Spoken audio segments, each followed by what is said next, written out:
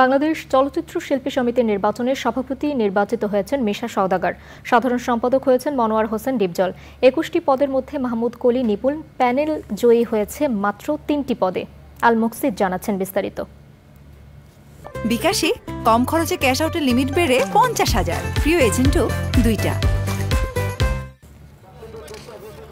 ঠিক যেন সিনেমার মতোই খলনায়কের কাছে নায়িকার পরাজয়। চলচ্চিত্র শিল্পী সমিতির নির্বাচনে যে সাধারণ সম্পাদক পদ নিয়ে এত শোরগোল, সেই পদে দ্বিতীয়বারের মতো বসতে পারলেন না চিত্রনায়িকা নিপুণ। শেষ পর্যন্ত জয়ের হাসি হাসলেন মনোয়ার হোসেন ডিপজল।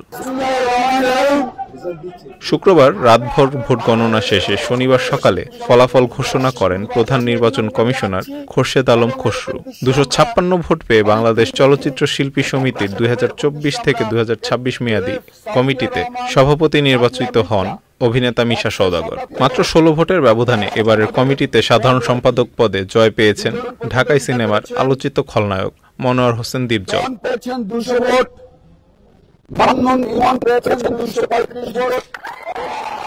মিশা ডিপজল প্যানেল ১৮টি পদে জয়ী হয়েছে। এর মধ্যে সহসভাপতি হয়েছেন চিত্রনায়ক রুবেল ও ডিএ তায়েব। সাংগঠনিক সম্পাদক হয়েছেন জয় চৌধুরী। মাহমুদ কলি ও নিপুণ প্যানেলে ৩টি পদে জয় পেয়েছেন।